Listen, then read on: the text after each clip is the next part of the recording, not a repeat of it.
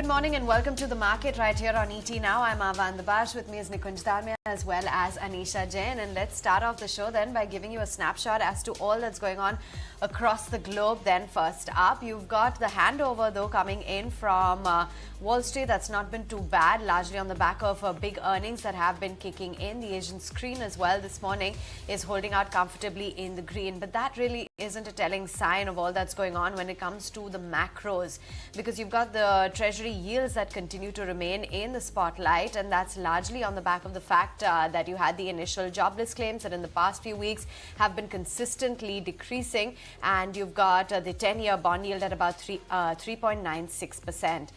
That aside as well, continuing to monitor the other global macro points, and Nikunj, you've got crude oil prices hitting multi-month highs, largely on the back of tightening supplies. Okay, we start the month of August, and the month of July has been a record month. Yeah. The month of July, well, you can look at India and say, okay, July was great, but for global markets, July was even better. So you got to understand that the global construct needs to be understood. We should not analyze India only in isolation. Now, if that is the point we are trying to bring out for our viewers, let's look at the global setup.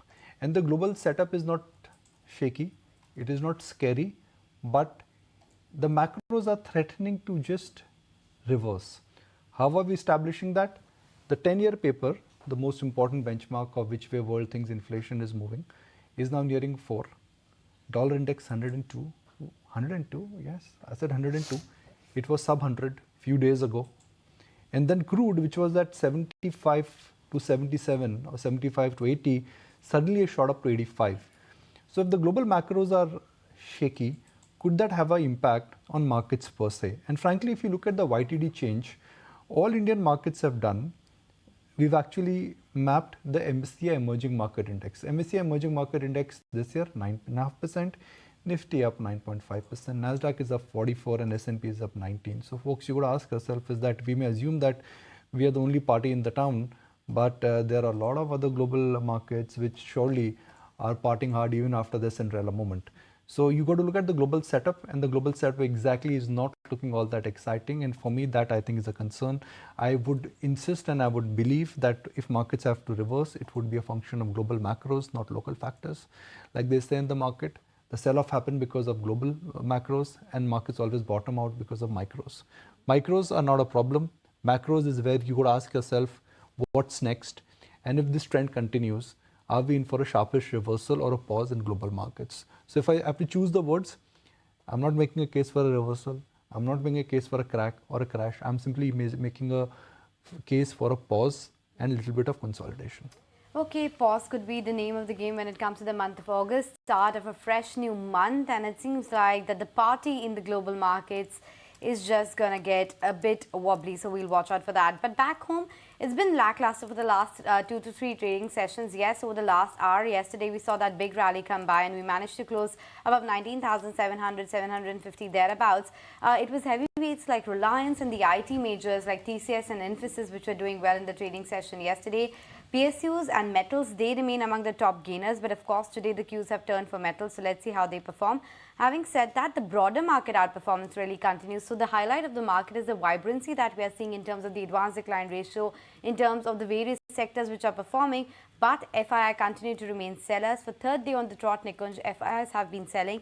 Yes, the quantum has been coming down, but definitely there is a bit of a change in stance from the FIIs. So Nisha, look, that go-go activity of $1 billion coming up on a monthly basis, of course, is not the factor which is at play. Now, this is the number which, in a sense, I mean, we've seen big tall bars there. What do we have? We've got one big day, 2 big days actually, and one flat day. Now, let's purely understand the Nifty here, and let's spend a minute. Nifty in last 5 days, 5 din, has moved in a range of just 300 points, up, down, sideways. But the range for the Nifty in last 5 days has just been 300 points. Yes, boys and girls, ladies and gentlemen, 300 points on index, which is almost at 20,000. You got to ask yourself why. So if Nifty is not going to be in this permanent range, can it break out? For it to break out, what could be the trigger? I don't know. For it to come down, could there be a step back coming from global macros? And now that we've heard from Reliance, we've heard from Tata Motors, we've heard from banks, what really could be the trigger? Now let's introduce the seasonality, the month of August. The month of August has been not all that brutal, but has been slightly trendless. 6 out of 10 times markets have gone higher, the average move is nothing. So August is not supposed to be a month where you see historical moves. So you add that with global, look at the Nifty range, FI selling and the month of August, you would say, okay. Yeah. No fireworks as such which are expected in the month of August. Which is great news.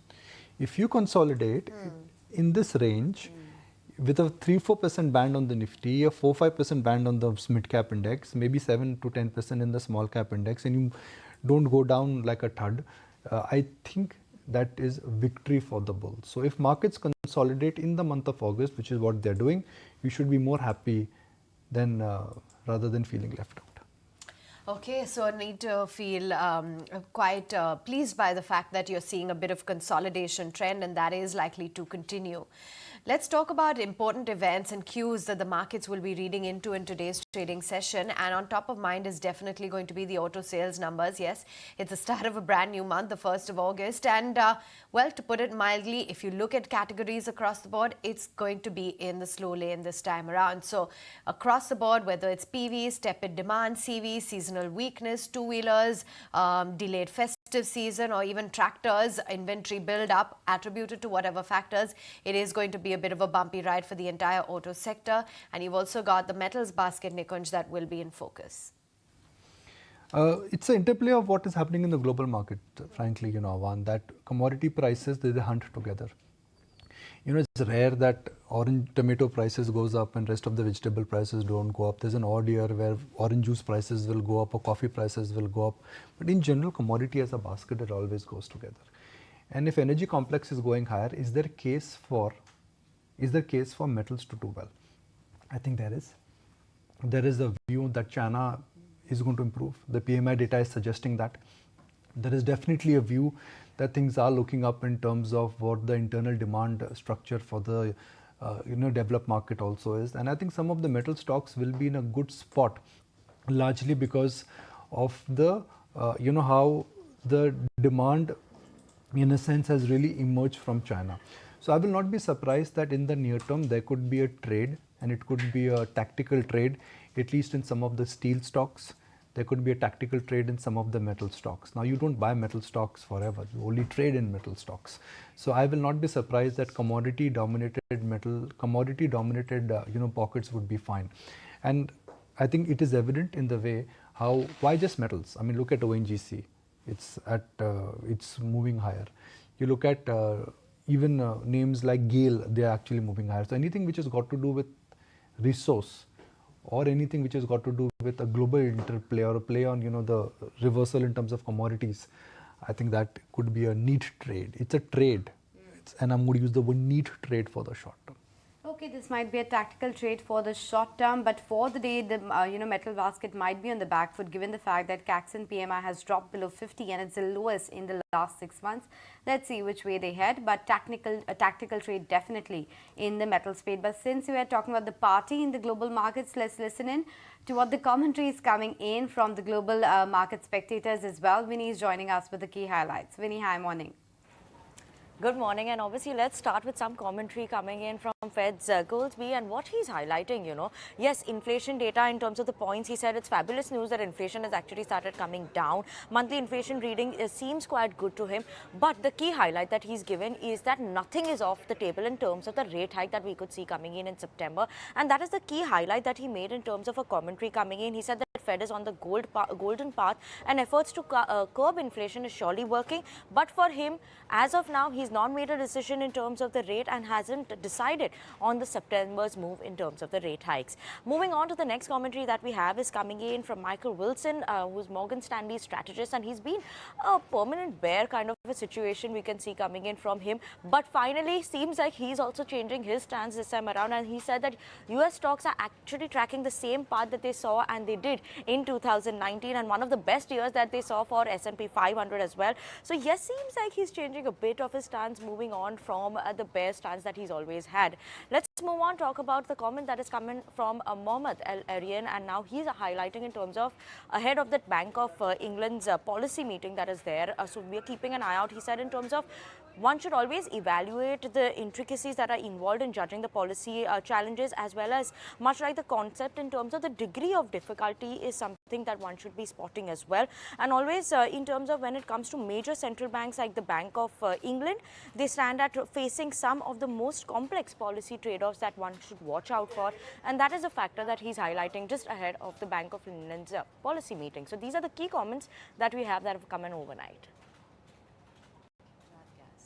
All right. Thanks very much, Vinny, for giving us a heads up. That's the kind of global commentary that we're getting. Let's bring on board our chartists then and talk about the markets. We've got Naresh Mirani and Kunal Bothra as always. And Kunal, morning. Let's start off with you. Let's get in a sense as to what the outlook is for the markets. Yes, we've been in a range for the past many trading days. Do you think that we're likely to continue this move, and we should, take heart from the fact that there is no sharp move on the downside and it's just a mere consolidation? Good morning, Avan. So yeah, I think it's a mere consolidation, very similar kind of a price behavior trend for the index. So we were flagging this off in the chart busters yesterday on the Nifty 50 index that since the March 2023 lows of 17,000, the Nifty has exhibited one very similar kind of a behavior. Whenever it goes into any kind of a mild correction or a retracement, it tries to test back towards its 20-day moving average. Spends a couple of days at those 20 DMA and then bounces back from those levels to try and make a fresh swing high. We've seen that 4 times in the last 4 months, 4 months of this price rally from the March lows. Even day before yesterday, that's on Friday, the index showed a very similar behavior. We managed to retest the 20-day moving average, formed a bullish hammer pattern. Yesterday was a day where the index saw a decent recovery. So again, a very similar kind of a price behavior where the index tries to consolidate, correct towards its 20-day moving average and then bounces back. So if we expect a similar kind of a price trend, gradually over the next maybe couple of weeks, we can expect the index to retest its previous highs of 90,900 plus. So the view remains biased. The previous support or the previous week low, which is 90,550 approximately, that remains to be now a short-term support for the index. All right, Naresh, morning. Let's get in your take. It's the broader markets that have been taking leadership. The fact that you've got a lackluster move on the frontline index for the past many trading days. We did manage to break into the green after 3 days of decline. What does that mean for you, and how do you believe the month of August is likely to shape up? So I would expect at least for the next few sessions or at least a week or so, we could be stuck in this range of 19,500 to 20,000. But what is interesting, at the same time, we hit a new all-time high on the mid-cap index, on the small-cap index, and we are seeing sectoral rotations. So we've seen oil and gas take lead, we've seen power stocks take a lead, and now even metal stocks have started showing breakouts, even on the ones which are not. So the breakouts are going down the ladder as well in the metal names. So right now is the time where you focus on stock-specific action, new sectoral rotations. So clearly seeing sectoral rotations playing out in terms of metals, power, and oil and gas, and even in the small cap banking space. So the view is to be stock specific, focus on the broader end of the market. The only thing is, because we've rallied too much on the small cap and the mid cap indices, one has to keep a little more tighter stop losses going forward. So let's get stock specific and get your top trading bets. Naresh, what are those? So first is a buy on State Bank of India. The stock is very close to its all-time high, which is closer to that 620 to 630 zone, which has been tested multiple times, very recently as well as a few months and a year back. Now, if we can cross above those levels, it should be a breakout move towards 680. Very similar to what happened with the rest of the banking space. A quick move towards 680 is what I expect, keeping a strict stop loss at 600. Second is the buy on NMDC. The stock has given a breakout yesterday, a range breakout in the short term. A good amount of volume seen yesterday compared to the recent volumes. And the whole trend for the sector is looking strong. This is the best play in the metal space because this has corrected quite a bit and is generally the first off in the block in the mining space. So expecting this momentum to continue towards 130, stop loss at 130. So those are the top recommendations coming in from Naresh. But what about you, Kunal? So Tata Steel is the first stock which I would suggest as a buy, expecting metal stocks to gain further momentum from where they left off yesterday. So targets of 130 on Tata Steel, stop loss at 119. and BEL, Bharat Electronics, is the other stock which has formed a triangular pattern on the daily chart. So expecting a breakout, further breakout for the stock, targets of 138, stop loss at 127. Okay, let's get talking about some of the stocks which will be in focus today. Samit is also joining us in the studio. Samit, the Naveen Fluorine, the numbers of course came during market hours. It was quite a bit of miss versus the expectation, but post market hours there was the additional negative news of exits continuing at the top. Well, it was actually a very big miss that the numbers, the Q1 numbers where revenues were down nearly 20% compared to what the street was expecting, while EBITDA miss was around 33%. But if you see the stock performance, it was largely flat because the street was kind of expecting such kind of weak numbers coming in from the chemical companies, given that the peers have also been reporting a weak set of numbers. But what has come in as a surprise announcement is the fact that the CDMO CEO is resigning. Now, this is the second big resignation coming in from the CDMO division in the last 2 years, and if you see the CDMO business performance has also been a bit of volatile. In fact, in the Q1 also it was a weak CDMO business which led to overall weak set of numbers in the first quarter. CDMO revenues were down nearly 54%, while the EBITDA was 45% below than what the street was expecting. So analysts are now saying that given that this is the second big resignation coming in the last 15 months, there could be some negative repercussion coming in for Naveen Fluorine, and there could be some financial impact also going forward when it comes to the CDMO business. But then there are market experts who are also saying that in the last 3 years, a lot of personal changes have, management changes have happened when it comes to the chemical space, and there has not been a meaningful impact in the company. So it would be important to track how Naveen Fluorine reacts in trade today, because the CEO exit is a surprise announcement that has come in. The weak earnings were not much of a surprise coming in. And there's a con call at 11, which I'm sure the street will be watching out for to hear the answers of all the questions that you raise as well. But Nikunj, the entire space, right, agrochemicals hasn't been doing well. UPL yesterday surprised us on the negative side as well. Frankly, if you ask me, a couple of years ago, commodity chemical companies were treated in the line with what commodity stocks were in terms of P multiple. Then came this entire re-rating movement between 2019 and 2022, or 2018 and 2022, where chemical companies started commanding P multiples of consumer companies. Now that's unheard of. While the big narrative was that, okay, China is vacating, PLI schemes have kicked in, Indian companies do have a moat around them, and some of them do have a specialized IP bent. I guess I would look at the chemical companies as not commodities and not consumers. They, for me, settle somewhere in between, and a lot of deep work has to be done, because there are a lot of chemical companies which, it's like tracking pharma. Every chemical company and every pharma company, I think, needs to be independently analyzed.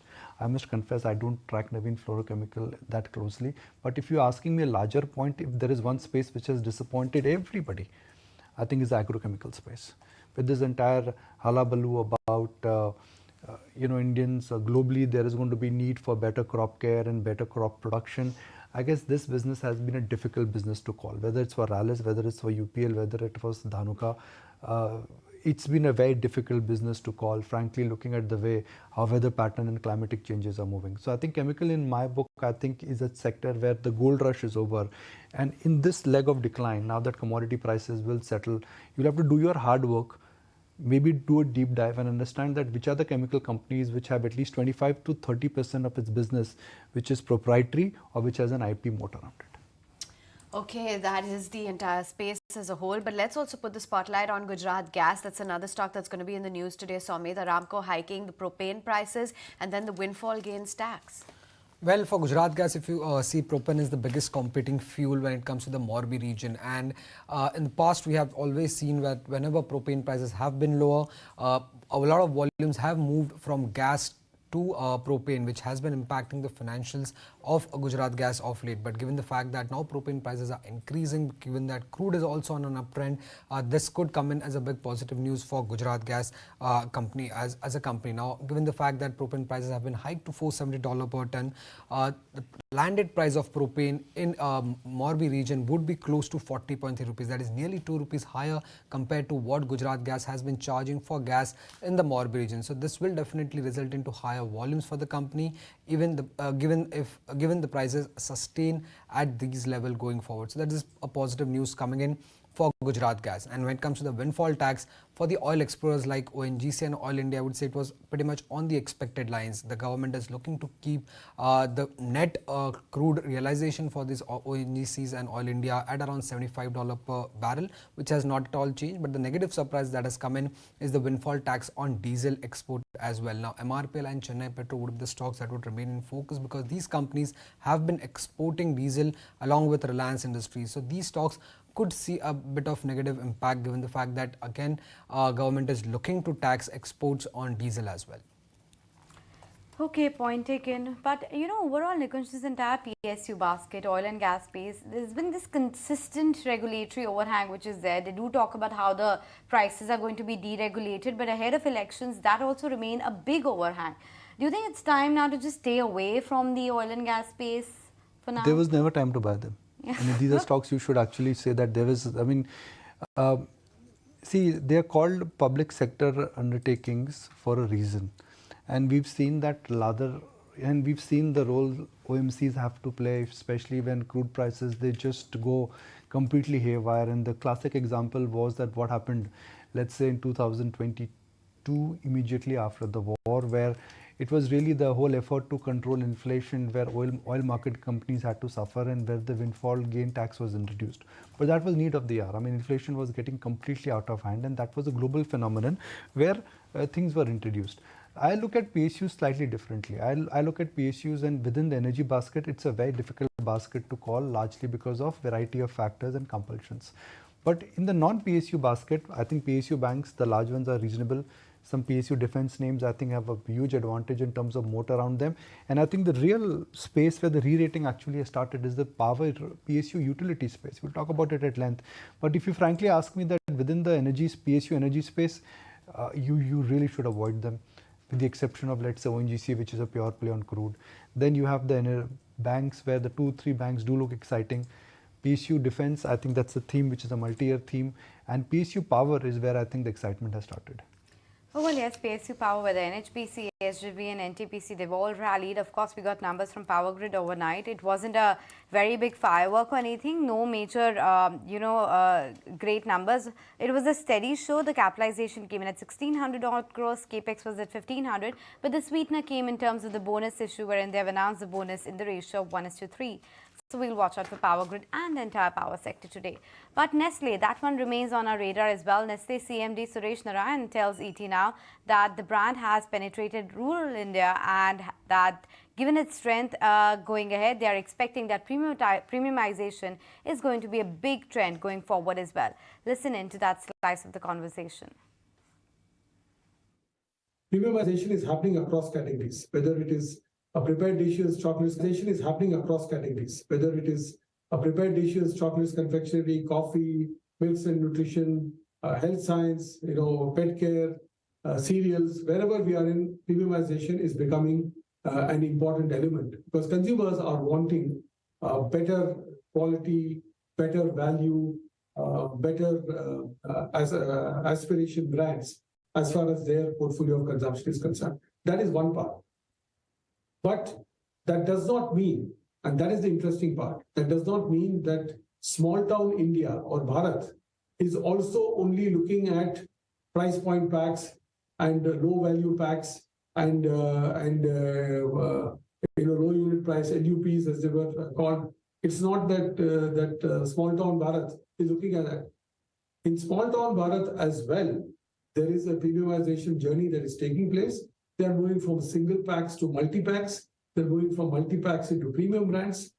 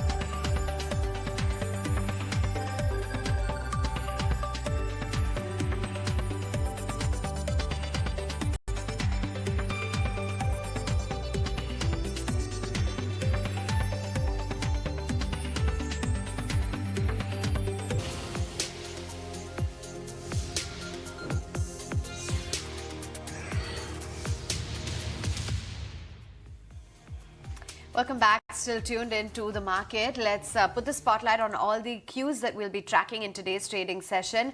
And on top of mind is definitely the auto sales numbers. The dispatch numbers will be start trickling in. And we're expecting that the PV segment could see tepid demand, while CVs as well could witness seasonal weakness. What's it likely to look like? We've got Shrishti here with what to expect. Shrishti? Well, yes, from the July sales auto data, we are not expecting much because this time the monsoon will play the key role in terms of the sales. Before coming to the numbers, let's have the segment-wise expectation that we have. On your screen, you will see that the passenger car segment, the small car discounts is inching up further. It's expected to be a tepid demand season this time around. For the commercial vehicle segment, a seasonal weakness could be at play and the discounts are inching up too. So on a month-on-month basis, not a great set of expectation on that front too. From the two-wheeler segment, because this year, we have all the festive season pushed a little back. So for the month gone by, we are not expecting a good jump in terms of the rural sales and no particular push when it comes to the festive or to the marriage season. And lastly, from the tractor division, we are seeing a sharp correction. We are expected to see a sharp correction on a month-on-month basis due to the inventory build-up and also on the back of the monsoon season. So let's come to the numbers. Firstly, onto the passenger vehicle segment, Maruti Suzuki numbers, if you will see month-on-month, that could see an uptick of 16%, but that will be on the back of a low base. So once again, this particular month, the company is expected to bounce back to its original or rather the normal sales data. For M&M as well as Tata Motors, we are expecting a flattish kind of a growth in their passenger vehicle segment. Now let's talk about the commercial vehicle segment. Like I was mentioning, a seasonal weakness could be at play and the discounts are inching up too. So from the likes of Eicher Motors, VECV, Tata Motors as well as Ashok Leyland, we are expecting a decline of 3 to 7% on a month-on-month basis. So not much expectation on that particular front. Now it comes to the two-wheeler segment. An interesting play could be Hero MotoCorp because last month the sales were actually higher and this time on that high base we are expecting a sales jump of 8% on a month-on-month basis. But other than that, a bit of improvement in terms of the export sales data for Bajaj Auto as well as TVS Motors is also on cards. And for Bajaj Auto, TVS Motors and Eicher Motors Royal Enfield, on a sequential basis, we are expecting a flattish kind of a growth. And lastly, from the tractor division, a decline of 29 to 44% on a month-on-month basis is what we are expecting. And that will be on the back of the inventory build-up as well as monsoon at play. So these are the expectations from July auto sales data. So all eyes on that. Well, yes, we'll definitely watch out for the auto sales as and when they trickle in. But yesterday it was all about UPL in the last hour and the kind of numbers that the company reported. Quite a bit of miss versus the expectation. But other than that, they cut the guidance, and on the con call as well, the commentary wasn't the most bullish. Let's go across to Lisa to try and understand what exactly our brokerage is saying and what was the con call highlight like. Lisa.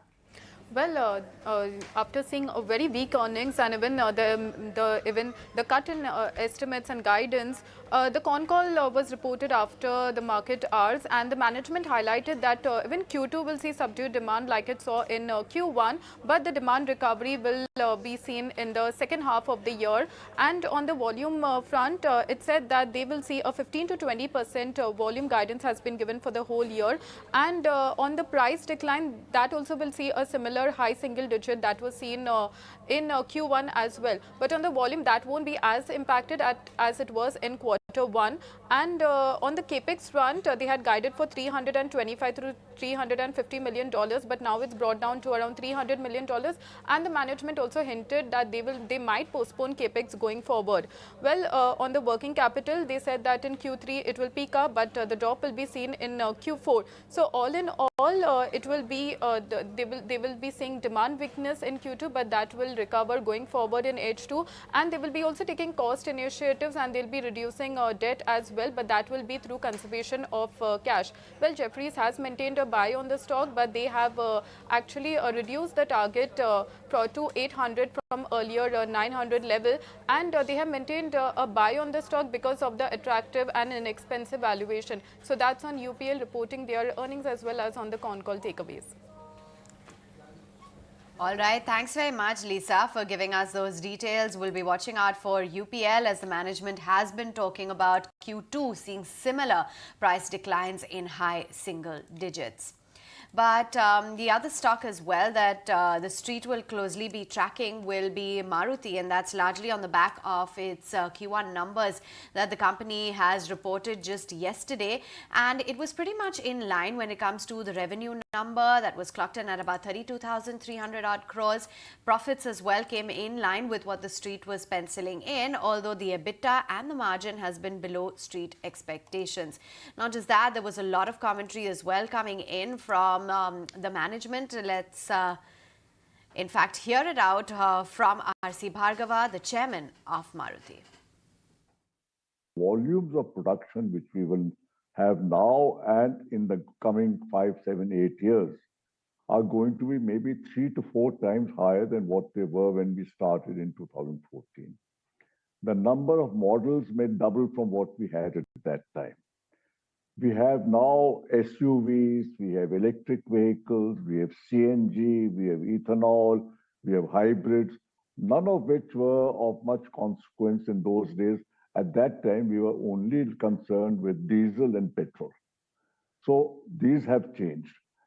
And in our experience, to manage 4 million cars or getting up to 4 million cars, and all that goes in production-related activities for 4 million cars, and then the coordination of different models and different technologies and the sale requires more than just what we can manage with one single centralized management system.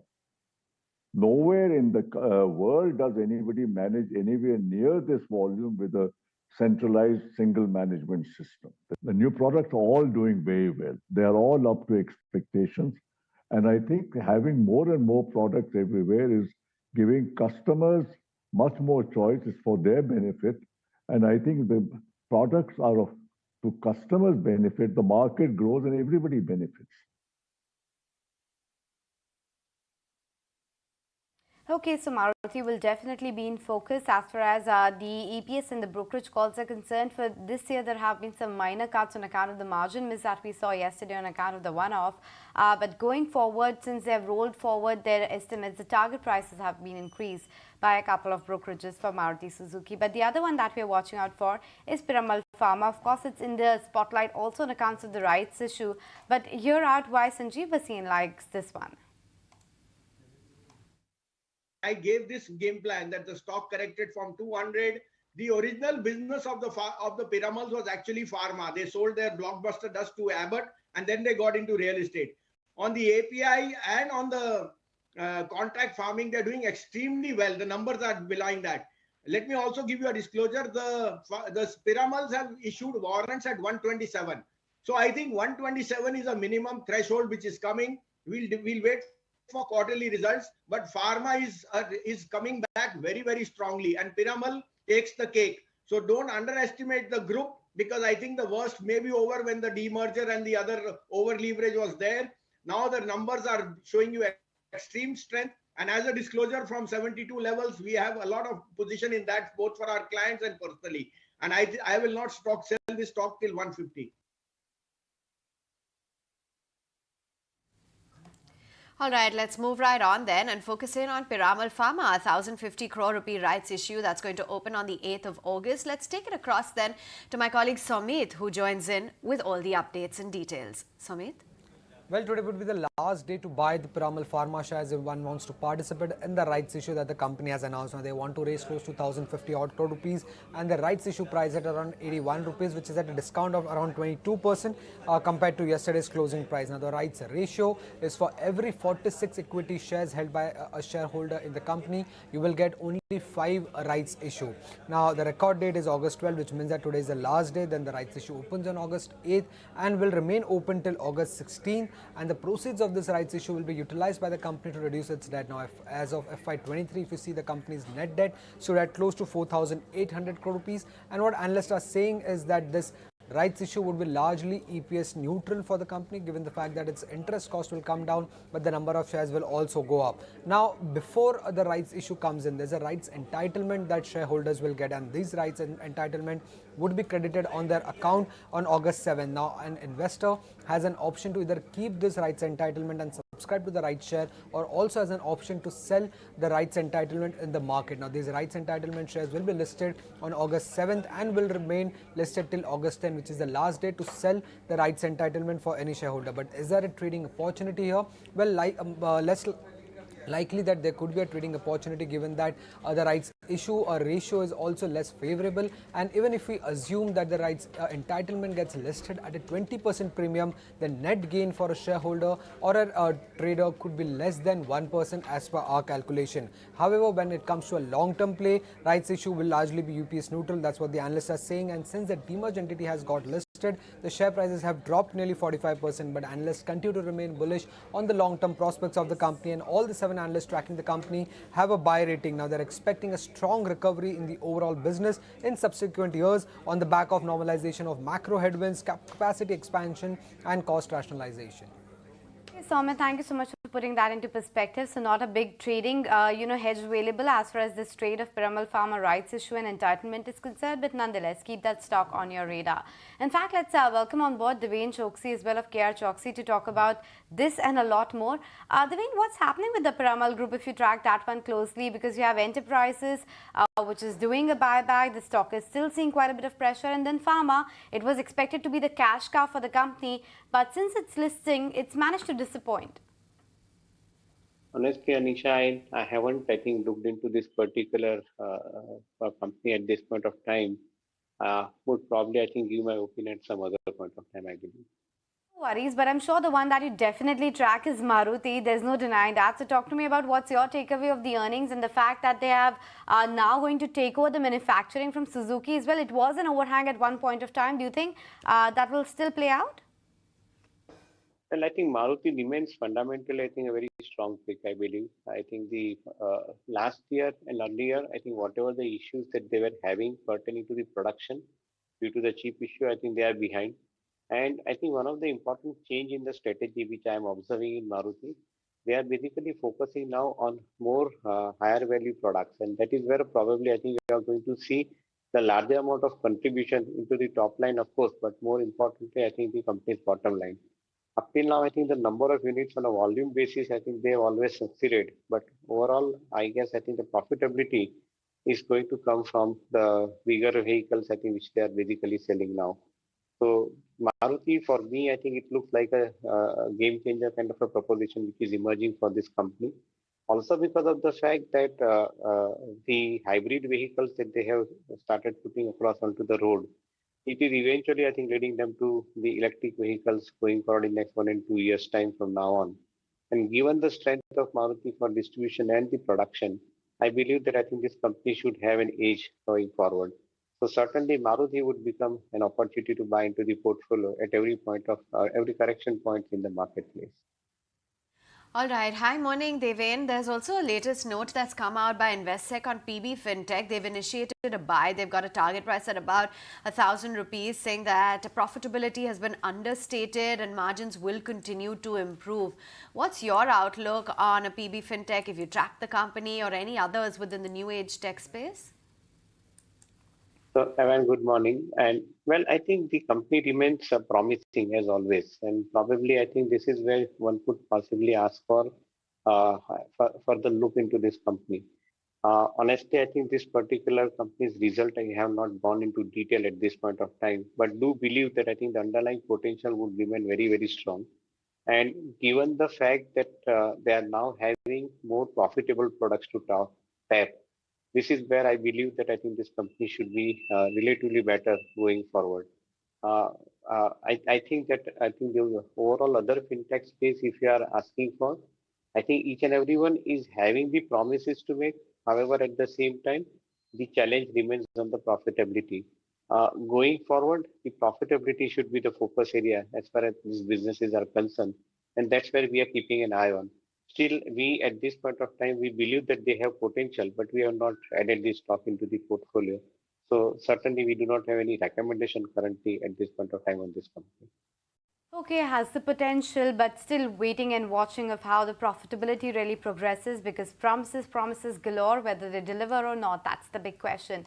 But what has not been delivering, Devane, is also the entire chemicals basket, right? Whether you look at the earnings of this quarter, right, from a UPL to a Navin Fluorine and others as well, it's not been healthy at all. In fact, for UPL, of course, an agrochemical, but that's been dismal with respect to the guidance and the commentary. What's your suggestion if anyone holds these stocks? Well, I think the worst seems to be getting over. That is one thing for sure. After seeing the results of UPL and at the same time studying the specialty chemical businesses in particular, the specialty chemical businesses probably are facing the situation of overstocking, and as a result of which, many of these companies are basically running at a lower capacity utilization currently. So certainly, in the near future, if you are asking for this quarter as well, I think things are not looking as pretty as otherwise it should be. Maybe China factor is also playing a bigger role. In many cases, I think the prices are subdued significantly, largely because of the higher production from China and sort of a dumping which is happening into the global market into different category of chemicals. So that is where probably I think you are seeing the higher pressure on the Indian companies' margins also at the same time, and which is reflected in UPL's profit performance as well. So from a perspective of looking at this company, I would think that I think though the worst is getting over, maybe I think one quarter more till the time I think we get the inventory clearance picture emerging out. I would think that I think if the pain continues, maybe September ended quarter and after, I think one could possibly once again have a relook at these businesses afresh and start thinking of adding them into portfolio. Till that time, I guess it is going to be dragging into the as far as their price performance is concerned. Okay, so the near term looks a bit muted when it comes to UPL, but listen into what the management also had to say on their con call yesterday. Looking ahead across the global crop protection business, we anticipate Q2 to remain weaker than last year due to continued channel destocking in Brazil specifically and the global reset in prices in the post-patent segment. As previously mentioned, recovery is expected from Q3 onward through normalization of channel inventories and demand for herbicides and our new launches as key growth drivers. Further, we're undertaking stringent overhead reduction actions. These measures are expected to positively impact by around $100 million in the next 24 months, with at least 50% of that being realized this year in FY24. So while Q1 was a challenge, the strength of our supply chain assets and our overall strong grower economics, which is driving end-use demand, plus our proactive cost actions and new product revenue growth, we foresee EBITDA growth in the second half of this fiscal year. Okay, so those were the comments coming in from the management of UPL. But the other one that we'll be watching out for today is DLF as well, because there's going to be a small, block deal that will happen today, sub 1%, but nonetheless remains important. So, Devane, your call as far as the entire real estate basket is concerned, and DLF specifically, if you track that one? Overall, I think the real estate remains absolutely convincing story. I think in different pockets of the country, and more importantly, other than metros also, I think many of the companies are basically having larger amount of demand scenario. Not very surprising though, because in each market, I think be it affordable segment of market, or be it I think the normal real estate market or the premium housing segment of real estate particularly, I see a good amount of demand uptake is continuing, which is also getting fairly validated with the lending by the housing finance companies. Housing finance companies are reporting 20% plus kind of a AUM growth. And that is where probably one gets a complete feeling that in the real estate business, the demand scenario remains intact. I think that next 3 to 5 years time, I think at least from now, the demand scenario picture remains absolutely convincing as far as real estate story goes. And many of the companies are basically being selected into the portfolio largely because of that.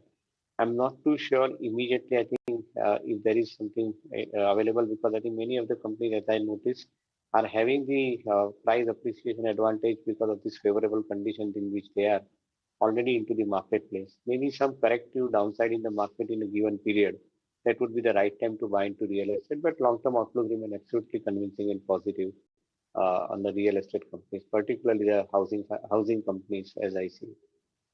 All right, let's shift the spotlight then to the stocks on the editor's radar.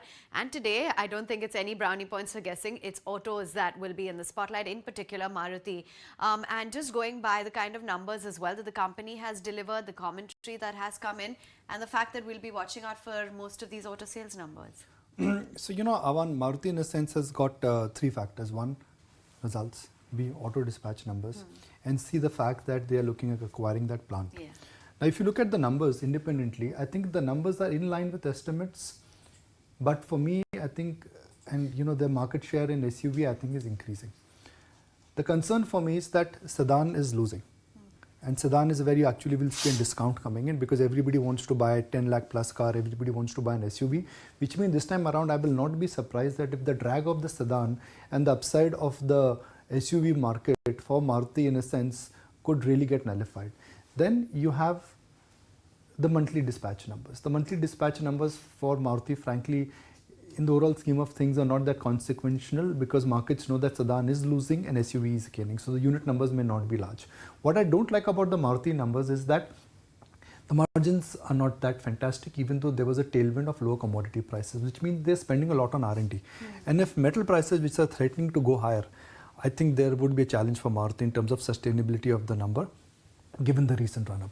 The plant acquisition, well, I think, brokerages are being very harsh when they say, okay, cash goes down, treasury income goes down. No, I mean, it's a strategic thing which they are planning to do, which will have, implications in terms of the overall consolidation for the balance sheet and a clean accounting policy. So you should not be that harsh saying that cash goes down and because of cash, the treasury income is going to go down, net impact would be nullified. I think that's been harsh. I think Maruti numbers are okay.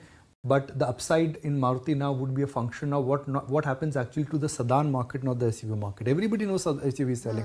But could sedan make a comeback? Because if sedan market does not make a comeback, then Maruti will have to really sweat it out to regain, to maintain the market dominance. Okay, that's the view coming in on all the factors, Anisha, and in particular, Nikunj saying that brokerages maybe are being too harsh when it comes to the plant acquisition. Yeah, but what's also adding to the nervousness is the fact that they haven't announced the cost of acquisition for this entire plant, so that's making the street nervous as well. But is that nervousness, reflecting in the charts as well? Nuresh, your call on Maruti's chart? So Maruti has actually come very close to that breakout point and has been testing it for a really long period of time. Over the last 5 years, 10,000 has been the mark, which is a problem. The structure is actually looking positive that eventually it should break out above the 10,000 mark. It made a top around 97.50 in June. Then it made another top at closer to 10,000 in July. So for now, 9,300 remains a base. If it breaks 93.50, 9,300 levels, that changes the trend for the near term. So for that is the view. 93.50, if it breaks, we see a downtrend. If it crosses 10,000, we get into a 5-year breakout. So structurally, the chart looks positive. Need to see price action today. 10,000 on Maruti, that's the key thing to watch out for. Just bringing Devin back into the conversation. And Devin, I wanted to talk to you about some of these manufacturing names, especially the likes of Keynes, etc. They've become very expensive, and if I look at the earnings, on a year-on-year basis, it's actually pretty much okay. The revenue is up 50%, margins have improved 120 basis points, the PAT margin has improved by 300 basis points, order inflow has improved, but sequentially there's a bit of a dip. Do you think there's still value to ride these stocks on the upside? Well, I think if you are asking for near-term price outlook, definitely I think most of the companies have perfected, I think, the price as far as their outlook is concerned. And that's where probably you are not getting enough amount of opportunity to earn in the near term. And this market is becoming, I think, challenging for value picking, let me tell you. Because most of the company stock prices, they are basically discounting 2 years in advance already in most of the cases. That's where I think the challenge would lie. However, I think the market has the habit of pricing expensive in the near term and may be available at some point of time for the corrective prices. Today, the margin of safety in this kind of companies definitely I think is asked for. It's not available immediately. But still, we believe that I think opportunity would be around in the market. Some of the technology players in the mid-tier segment where we believe that the opportunity would be ripe, I think at a corrective prices, of course, could be the likes of LTTS, even for that matter, Tata Elxsi, even for that matter, Cyient Technology. some of these companies, even KPIT for that matter, some of these companies have relatively higher amount of potential going forward. Maybe the price correction at some point of time would give the opportunity to investors to buy them into portfolio, and that would probably be allowing some value to get created thereafter. There's one of those companies which actually has done rather well in a very stormy kind of an environment.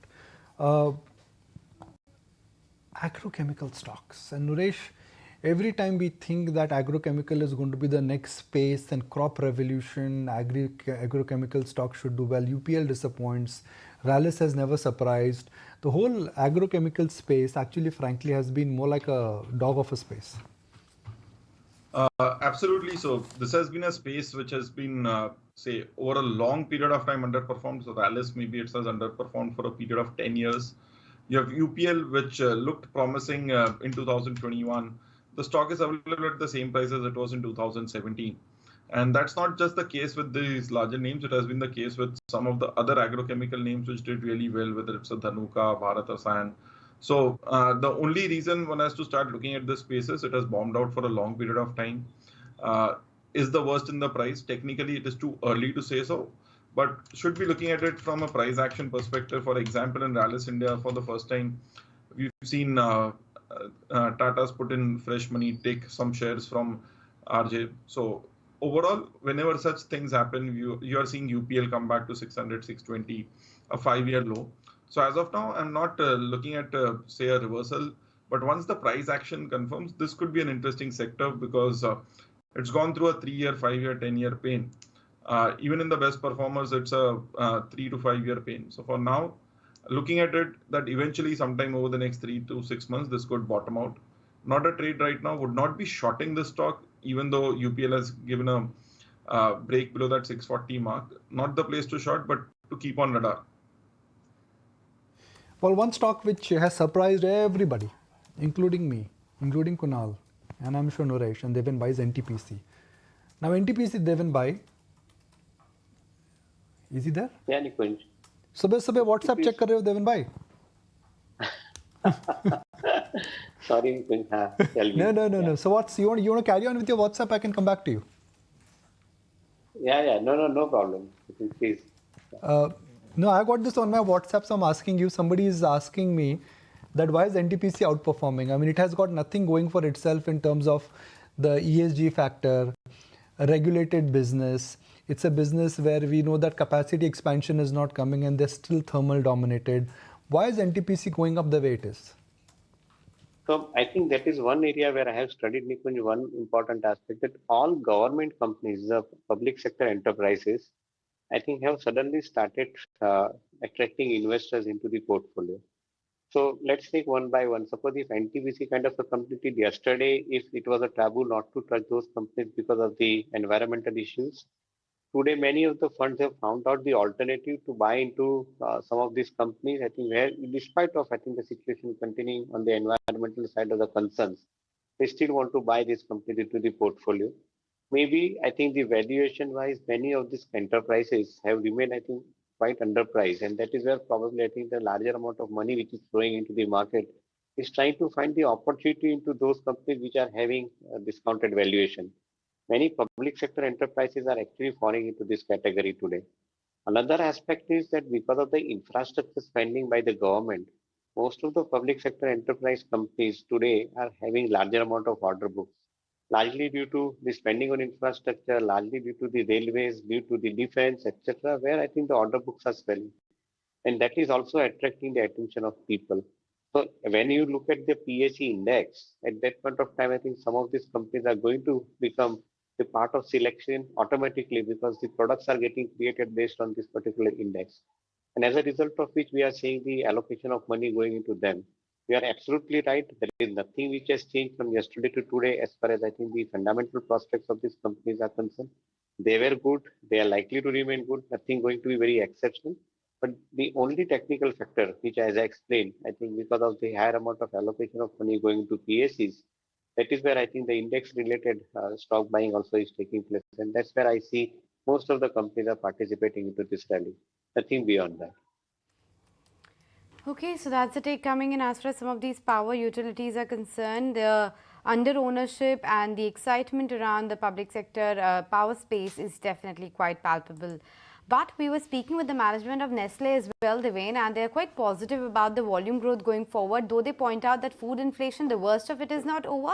But then I think that there should be this tailwind of at least, a couple of quarters down the line that food inflation will also bottom out. What's your call on Nestle and the other consumption stocks? In fact, I think the important aspect for most of the FMCG companies, what we are observing that the higher amount of demand is coming from hinterland, the rural India, and that is very, very promising.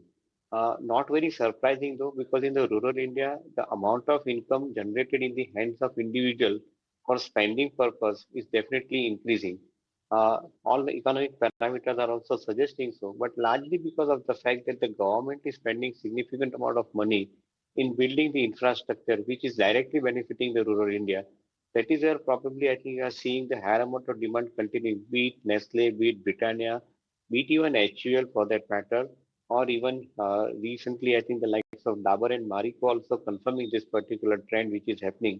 So in from that perspective, if you are looking at, I think these companies are definitely having higher demand scenario continuing, and that is what is more important. Sustainability of the higher demand continuing, this is more important. On the other side, the margin factor certainly I think is a factor I think which is going to have its negative role to play in most of the companies.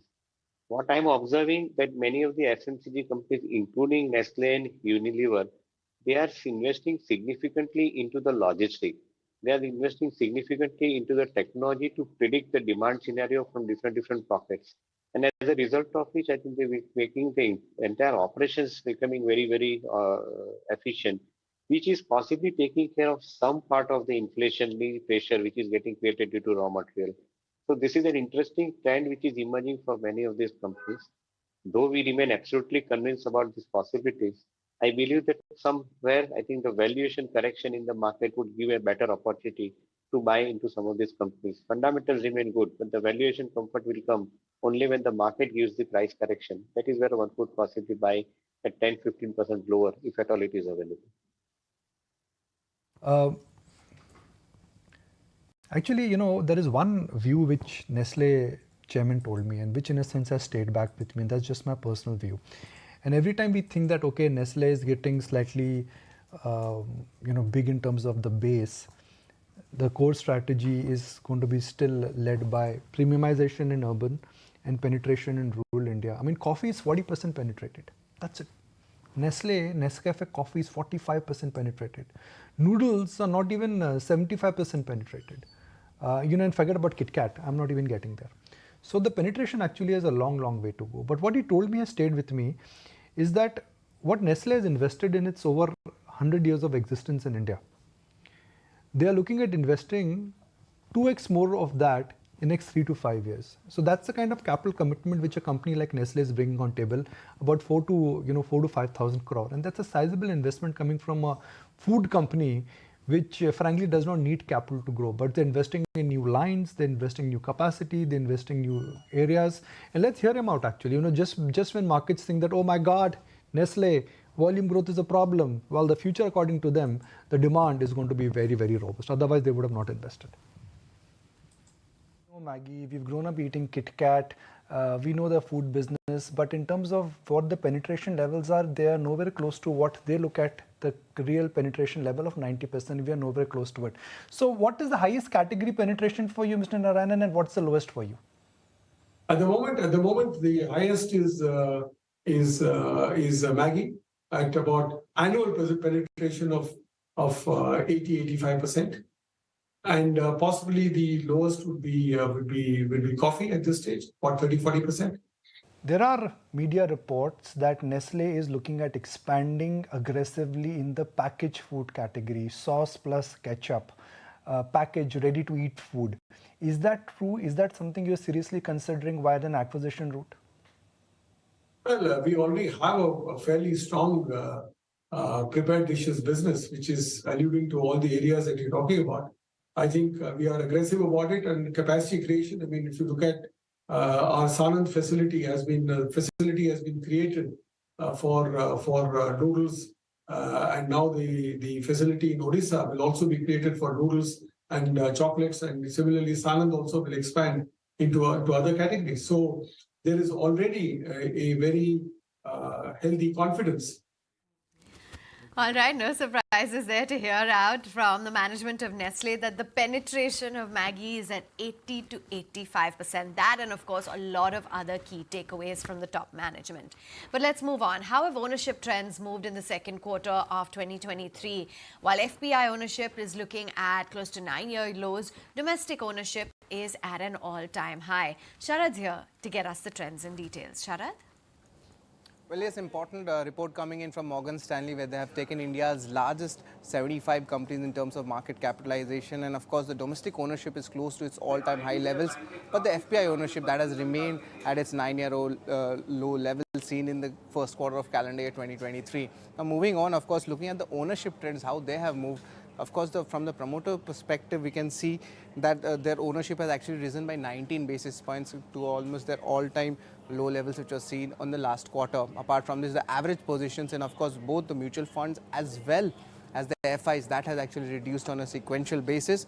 But the important thing is what are the sectors which should be in focus, and as per Morgan Stanley, they are overweight on 3 segments, which is the financials, consumers, industrials, which is basically your cyclicals playing for the domestic markets, and lastly technology. But including for the underweight, they are actually for all the sectors they have actually have an underweight rating. Now looking at the biggest purchases, now this is in terms of quantity, and over here we see for FPIs it's Axis Bank, while mutual funds and the Indian public, the retail investors, have gone heavy on Z. Apart from this, also financial institutions have lapped in Cipla, while promoters have actually increased the stake when it comes to Adani Ports. Lastly, I'd like to point out the biggest sales which has happened in terms of the ownership trends, in terms of the quantities and the names, of course, is a reversal when it comes to the FPIs as well as the mutual funds between Z Enterprises and Axis Bank, while financial institutions have sold Bajaj Auto. Coal India has, of course, the government has reduced their stake, and lastly, the Indian public has seen selling the most of the stock of Tata Motors. Very much, Sharad, for giving us those details. That's the ownership trend that we have been seeing. Let's move right on then and check in on the pre-open rates this morning. And do remember that it has been a steady handover that we've got from Wall Street as well as the Asian markets. Macro concerns continue to remain, but that aside, for now, we seem to be piggybacking on those cues. So 19,792 for now on the Nifty, and that's the Sensex up about 100 odd points. Let's get those mid-cap strategies going as well. And Naresh, your top mid-cap call? So that would be a buy on Bandhan Bank. The stock has corrected from 270 levels to 215 to 20. In this period, we are seeing a lot of block deals happen, a lot of volumes happen, indicating the selling pressure is getting absorbed. So a risk-reward trade here. This could recover back towards the 250 mark. A stop loss to be kept at 217. Okay, that's Bandhan Bank for you. Watch out for 250 on the upside. Kunal, what's looking good?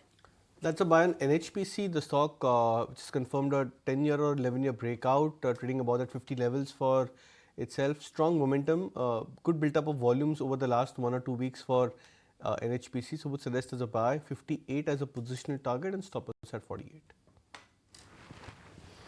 Okay.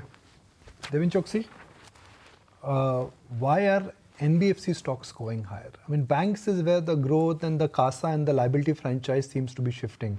But in last couple of days, it's the NBFC space which is looking mighty excited. Is this just a deep swell or anything else? I think studying individual companies, Nikunj, I think likes of Poonawalla Fincorp, or even for that matter, Bajaj Finance, I think what you are basically observing from them that on one side the credit growth is continuing big time. In case of Poonawalla Fincorp, I think they are also seeing a larger amount of traction coming from SME enterprises where their larger focus is.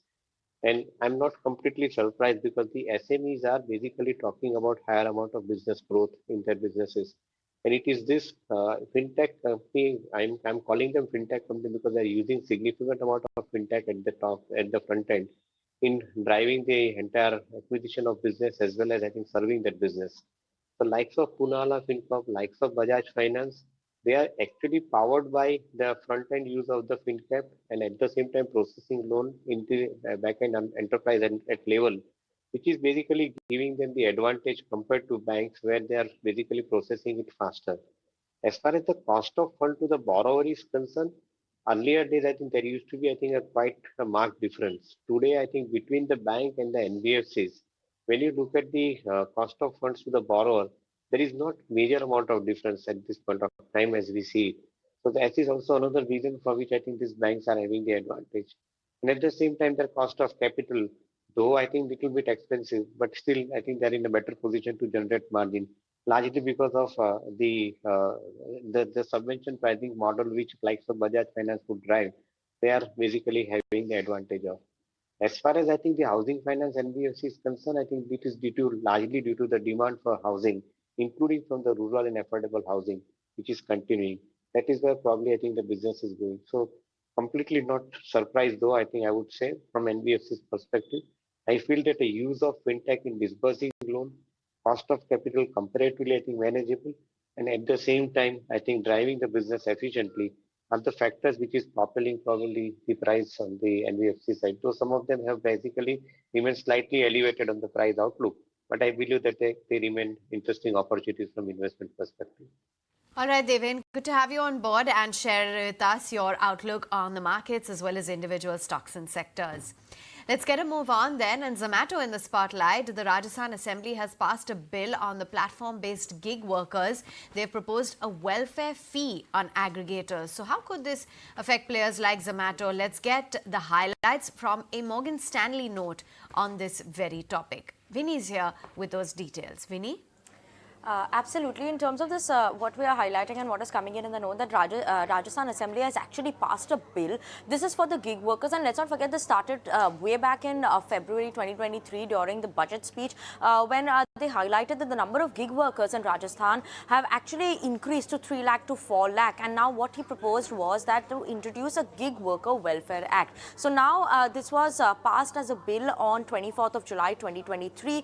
Obviously, they believe, Morgan Stanley is saying that this could actually turn out into a law, and once it becomes a law, what would be the implication of this on platform companies or e-commerce, quick commerce companies as well? And that is why Zomato is in focus, because now obviously there will be an implication on these companies whether they engage directly or indirectly with gig workers, and food delivery, quick commerce companies especially. This could increase the delivery cost burden for the state of Rajasthan in the initial period as well. Later on, what they believe that eventually this will be passed on to the consumers as well, and this cost burden will be shared between the parties, that is both with the companies as well as in the restaurants or the customers as well. But as of now, maybe in when you see a bigger picture in terms of the medium-term implication, this could see a trend across other states coming in as well. As of now, starting it is with Rajasthan, but this could become a trend going forward as well. Workers Welfare Board has initially funded with around 200 crores, and they believe the incremental cost is something that they will start sharing with the shareholders. But as of now, the cost burden maybe could come in on the companies that are dealing with gig workers, and that could be an impact coming in on Zomato as well. And later on, maybe that will be shared. But this is the current highlight that we're getting. As of now, Morgan Stanley continues to maintain its overweight rating and given a target price of 85 even after this bill that is passed in the Rajasthan Assembly. Okay, interesting. We'll watch out for what the implication really turns out to be. But for now, the stock is holding up okay, at least in the pre-open. But time now to get the cover on the Lal Street. My colleague Sharad, as always, is joining us, and today he has some scoop on PSP projects. Sharad, tell us what the chatter is in the dealing rooms. Well, yes, in focus we are having PSP projects, and the company is said to be looking into the redevelopment space for the stations. Now the company is looking at stations in 2 cities, which is in Delhi as well as Ahmedabad.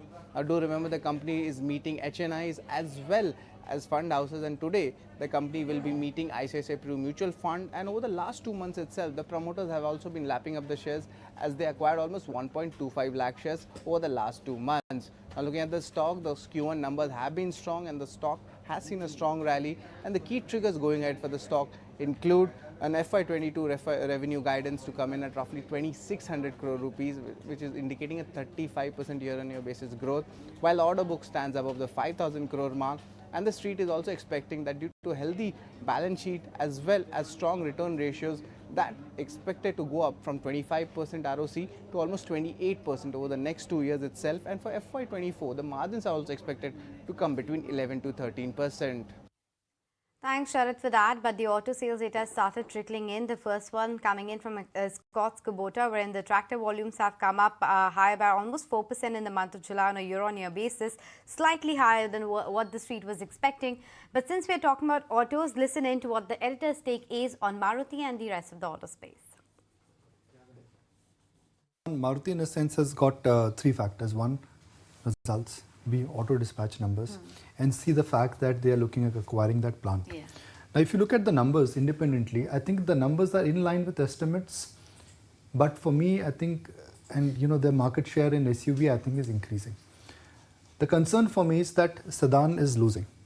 And sedan is very, actually will see a discount coming in because everybody wants to buy a 10 lakh plus car, everybody wants to buy an SUV, which means this time around I will not be surprised that if the drag of the sedan and the upside of the SUV market for Maruti in a sense could really get nullified. Then you have the monthly dispatch numbers. The monthly dispatch numbers for Maruti, frankly, in the overall scheme of things are not that consequential because markets know that sedan is losing and SUV is gaining. So the unit numbers may not be large. What I don't like about the Maruti numbers is that the margins are not that fantastic, even though there was a tailwind of lower commodity prices, which means they're spending a lot on R&D. And if metal prices, which are threatening to go higher, I think there would be a challenge for Maruti in terms of sustainability of the number, given the recent run-up. The plant acquisition, well, I think, you know, brokerages are being very harsh when they say, okay, cash goes down, treasury income goes down. No, I mean, it's a strategic thing which they are planning to do, which will have, you know, implications in terms of the overall consolidation for the balance sheet and a cleaner accounting policy. So you should not be that harsh saying that cash goes down and because of cash the treasury income is going to go down, net impact would be nullified. I think that's been harsh. I think Maruti numbers are okay, but the upside in Maruti now would be a function of what happens actually to the sedan market, not the SUV market. Everybody knows SUV is selling. But could sedan make a comeback? Because if sedan market does not make a comeback, then Maruti will have to really sweat it out to regain, to maintain the market dominance. All right, you've got some auto sales numbers that have just started to trickle in. Of course, today is going to be critical as we monitor all of the companies that will be coming out with their numbers. And for now, there has been the total sales numbers for Escorts Kubota that has come in at about 5,570 units.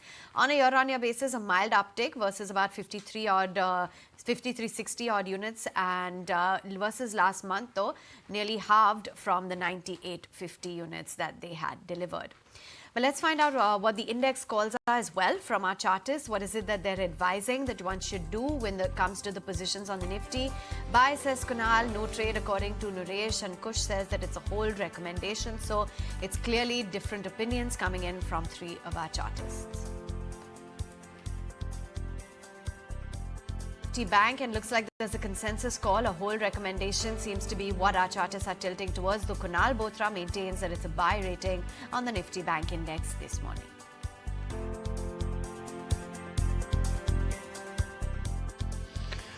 All right, now, Sanjeev Bhasin is bullish on Piramal Pharma. Meanwhile, Escorts numbers have just come out, and I'm just revisiting them because you're looking at, you know, with tractors, you should not look at ideally month on month. Why? Because there is a seasonality called monsoon, which is at play. But the numbers I think are also due today. That's Escorts for you, 25.59. Kunal, ITC, kahan hai? We've not discussed it. Yeah, I think it's at 470, 475. I mean, we've not discussed it.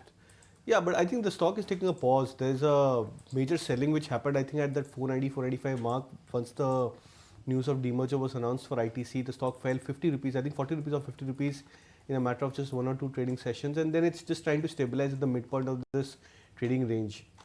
I believe that this 500 mark would be a huge resistance as well as a hurdle for ITC. And my sense is that the stock for the next at least 2-3 months may not be able to break past above that 500 level. So I believe that we are now into a trading range for ITC which could last for another couple of months. It's a very good time for option traders who are especially in the strangle writers, in case if they are looking to write the 450 and the 500 strikes for ITC if they are liquid enough. I think that's a better strategy for ITC at current levels. Just explain that again. So strangle strategy is where you write the 450 put and you write the 500 call because you're expecting that the stock will remain to this 50 point band. So you expect ITC slipping into range, like Nifty? Yes. Okay. Nuresh, do you think ITC now, after this grand monster mega parabolic move, is all set for a range-bound period? So it is meant to be range bound, given that a lot of announcement is done. So expecting this to continue between 450 to 500 going forward. It's only when it starts breaking 450 you get a little dicey that the stock could correct. The higher top, higher bottom continues, but a pause is required, and I would expect it to come over the next, at least for a couple of weeks, we could remain range bound. Okay, fair enough. That's the view coming in on ITC. Meantime, just wanted to get in a view as well on... okay, Nikunj, I think I'm going to have to hand it over to you. I missed the clock. It's just about 40 seconds to go for the markets to open. Yeah, I mean, you know, there are days when you really are waiting for the open because there is so much of news. There are days you would say, okay, routine. Today, one of those days where you would say, okay, dekhte hain kya hota hai. Nothing on the Nifty, nothing on the small cap index. Sensex is absolutely flat. I mean, Maruti is the only one I can think of where there is a bit of a news. Auto dispatch numbers will start kicking in. Escorts is the only one we've got. I think Bajaj Auto should come in next. Maruti comes normally by 10:30 or so. And then later in the day, we'll hear also from Tata Motors and Hero MotoCorp. So, okay day of trade. I mean, just feels like nobody is really looking forward to any big news, movers. First rates, let's take it from there. And the first rates, Tuesday morning on your screen, Nifty, the Sensex, and the breadth. The breadth is looking strong, Nifty is looking flat, Bank Nifty is looking absolutely flat. Range bound, pause, consolidation, choose the word you want to use. Markets aren't going anywhere for the moment. Let's move away and then let's focus on metals because that in a sense was showing signs of excitement and inertia. Only space, if I may say, yesterday did show scope of some standout mover. So that is a bit of uptick in metal stocks. The BSE metal index is off to a decent start. Tata Steel, JSW Steel, JSPL, all of them are off to a decent start. Hindalco, by the way, is looking very strong. When I say very strong, about 1% higher. Let's look at Escorts, the only number I can see from the auto basket where numbers have just kicked in and numbers are also due today. Then you want to look at Maruti. Now numbers are clearly not something which markets have liked. 50 rupees already down for Escorts. Maruti down another 100 rupees. So autos, I'm afraid, are not off to a great start, irrespective of what the big picture scenario is. Yeah, autos might not be off to a great start, but at least the broader market is doing cartwheels yet again. There's 1400 on the advancing side versus 240 on the declining. So the market breadth is quite strong. But in terms of individual movers, result reactions on KEI are down to 5%. IRB has started on the back foot, Sumitomo Chemical as well, and DLF on account of that large trade that was happening. That stock is opened with a cut of around 2%. You also have Power Grid, which is down. It was a bit of a muted show. The sweetener of bonus is not able to propel the stock price higher. It's holding out with a cut of almost 3.5%. What else is happening in the market? Well, on the gaining side, it's metals, of course, which is taking the center stage. So apart from Hindustan Copper that saw a massive rally yesterday, that continues to build on gains. So we're watching out for that. And in terms of the other news pieces and stocks to watch out for, a whole host of counters from the broader markets like Suzlon, IRFC, etc. are doing well. So a lot of stock-specific action is what we are witnessing, Avan. Yeah, Bajaj Auto as well in the spotlight on the back of its auto sales numbers just flashing on the bottoms of your screen at about 3.19 lakh units. It has come in lower than what it was just on a month-on-month basis, as well as the 3.5 lakh units that it clocked in on a year-on-year basis. So there has definitely been a slowdown. The stock price just sort of digesting that news. Yeah, Escorts Kubota as well has been a bit disappointing in terms of the auto sales numbers. And you've got the airline companies, the jet fuel prices being hiked. So they're in the spotlight. Ease My Trip acquiring 3 travel tech companies. You've got Naveen Fluorine as well, as we've highlighted, where you've got a resignation coming in. Let's find out what our chartists make of the first trades trickling in, as well as some of their top recommendations. And Kunal, taking a look at the screen, what's your outlook, and share with us your first trade. Yeah, so it's again a flat opening for the index. Bank Nifty is showing a lot, a lot of more better momentum than what we've seen earlier, at least in the last 1 or 2 weeks when it had been more sideways. So hoping that many of the private sector bank stocks would start to fire up. ICICI Bank is something which I would look to trade in the open. I think if I'm not wrong on the futures, the stock has come back about that 1000 levels. The this could be a possible swing breakout for ICICI Bank. So would be keen to buying the stock for an expected target of 1040 plus. Okay, that's ICICI Bank that Kunal is punching in as his first trade. What about you, Naresh? Continue like NMDC, the stock has seen good volumes, could see follow-up price action over the next few sessions, expecting a bounce back towards 125, 130 in this one.